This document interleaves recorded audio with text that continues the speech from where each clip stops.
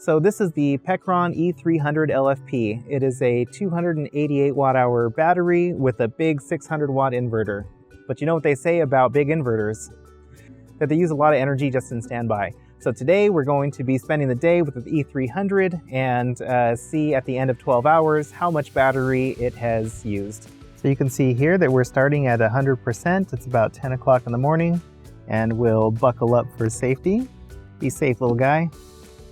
So we're all loaded up. We got some errands to run, some gas to put, and maybe we'll grab a bite later. All right, let's check it out.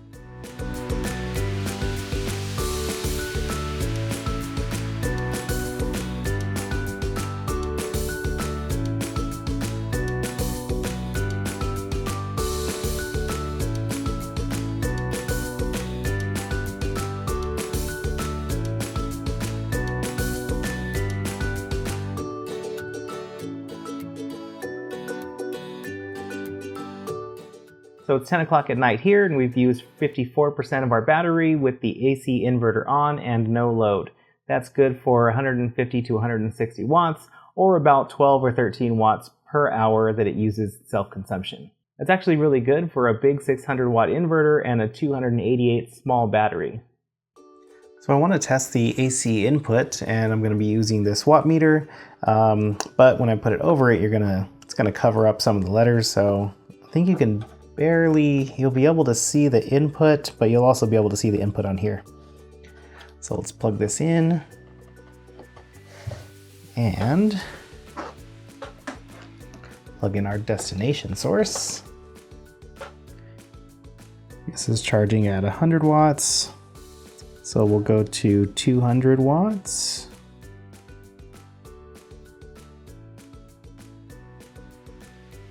Just fine, the fan's barely even on.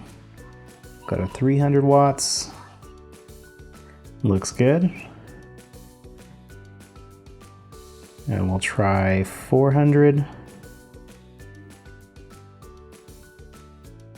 Up to 500 watts. 600 watts.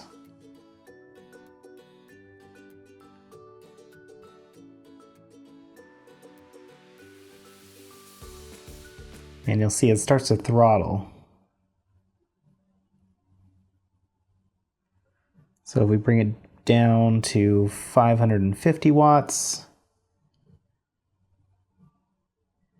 plus or minus inverter, so looks pretty good. Instead of giving the overload, it actually just, and shutting the port off completely, like some stations do, it actually just throttles it back. All right, so now we just got to 100%. I'm going to plug this in, turn the inverter on. This has been reset. I figure it should take probably a little less than 3 hours. So you can see that we're discharging at about 110 watts. So we'll see how long it takes and what the usable capacity of the unit is. It's been about 2.5 hours. We're at 251 watt hours. That's good for about 87% efficiency. See how high it goes. 251. So that's 87% efficiency. It's really, really good. It's the high 80s. That's actually really good for this power station. So there is something interesting about the AC input. When you go into your settings and your AC charging power, it's just based on percentage. So you can't actually adjust individual watts. Like I want to charge it at 150 watts or whatever it is. It's a percentage based on 300 watt input, because that's the total maximum input that the unit will take in. So based on 300, if you have it at 100%, it should charge it right around 300. I think I got it up to about 330 or so. Yeah, so it's at 328, 323.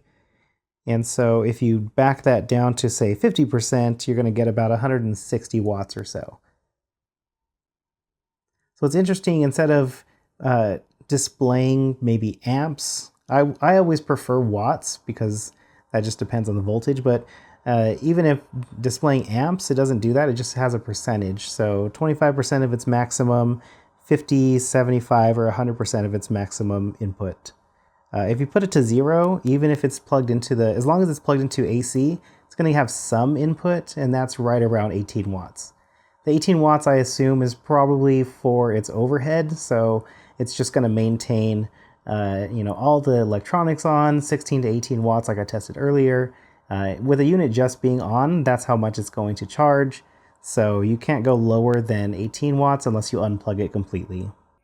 So for the $150 price point, you get all the standard stuff that most power stations come with. You get 2 AC plugs here, a USB-C 100 watt here, USB-A, and then your cigarette port here. What I haven't seen in a while is actually power stations including these 5525 ports here. This is 12 volt and this is 24 volt. So those you can buy adapters and you can get even more USB-C ports, or you can plug in things like your small electronics like routers, fans, even some coolers I've seen use these, but these are pretty universal if you actually know how to use them. I also like that there's a 100 watt USB-C right on the front. One thing that I haven't seen on power stations a lot is the wireless charging at the top. I think that's a pretty useful feature, and a lot of people miss it when they take it away. So I like to see that Pecron are still including their wireless charging on top. It's 15 watts, so you can use that along with any other USB-C and still charge your phones or anything that supports wireless charging. But what some power stations don't come with is a light, and I always appreciate those on especially smaller units that you're normally taking with you, maybe camping or outdoors. And so you just press and hold this button. You get a couple different modes. You get low, you get high. You also get this SOS button, so if maybe you're stranded somewhere and this is all you have and you want to flag someone down, you can always press the SOS and have the light go off. Now, it's not all ice cream and rainbows. There are a couple things that I would like to improve on this unit. So one thing is more USB-C. Maybe instead of USB-A, you could have an extra USB-C. I think that maybe a little bit higher of a wattage of USB-C would be great. But again, at this price point, I can't fault them for it. And the last thing that I would improve is the solar port. This is a 5525 solar port here with the 100 watt max. The max is not really a big deal. That means it'll be charged in about 3.5 hours or so with good sun.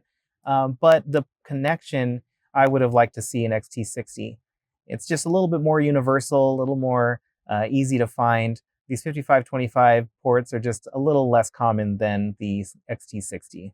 Other than that, there's not really much to complain about. You have all the features of even higher end, bigger power stations. You've got your 5525, you've got wireless charging, you've got a big 600 watt inverter for its size, you've got a light, you can solar charge it. There's really not a lot to complain about.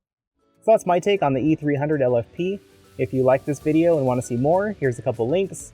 And again, as always, I promise to reply to any comments that come in, so don't forget to like and subscribe. Thanks very much.